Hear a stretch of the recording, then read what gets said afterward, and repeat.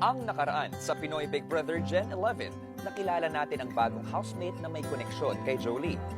Love mo na talaga. Love po. Gwen.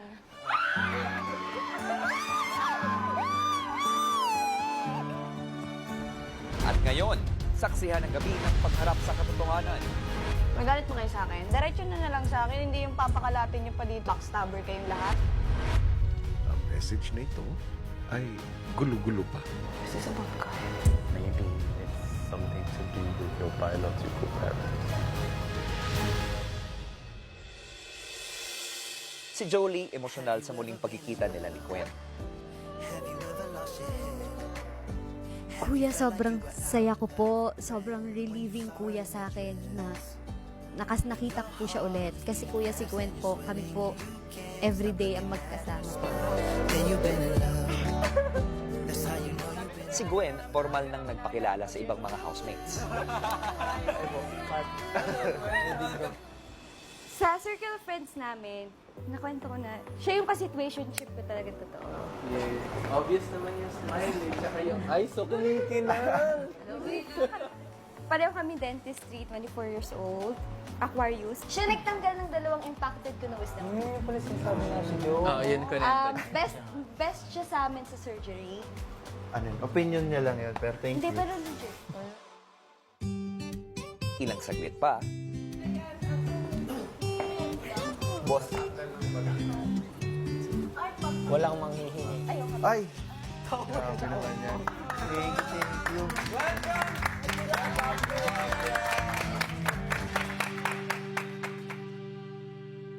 ang mga housemates patuloy na nakibonding kay Gwen. Si JP, ka-situationship ko, alam mo, ay hindi mo alam ang nangyayari. Siya yung kami yung nagpapanggap na may situationship.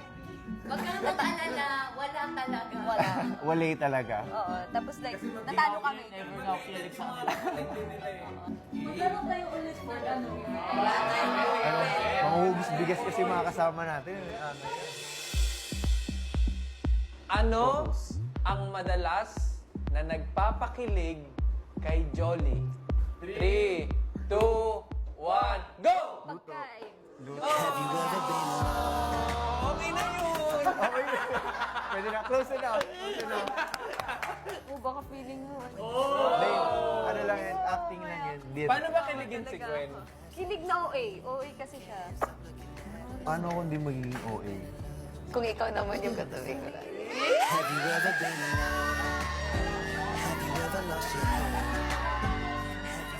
Pagkatapos ng kulitan, sina Gwen at Jolie nagkaroon ng pagkakataon para makapagsolo. I'm so proud of you. I'm so proud of me. May surprise ako sa'yo. Pwede bang makita? Wala lang. Hindi ko alam kung magagamit mo siya. Pero I'm very sure you're gonna appreciate it. Hair ties po. Kasi lagi po siyang naghahanap sa amin nun sa outside world. Ang galing mo kasi kailangan ko to. Natatanggal na nga yung ano ko eh. And this one, of course. Pero hindi ko alam kung magagamit mo kasi. Hindi kasi nakaano ko, pero safe. Maya-maya pa, magkahiwalay nang nagbahagi sina Gwen at Jolie sa mga kasama. So you guys are dating. Yeah. You're dating but you're not in a relationship. We're dating, but it's not official. Or there's no, like, you know, how it is. It's like there's no title for it. May isa kasi, di ba ka-situationship ko siya? After that, nag-date kami ni Z. Ito yung reason. Hindi. Siya yung situationship Na matagal-tagal din. na 1 year. Oo. After that, months, may nakadate ako. Si Z. Okay.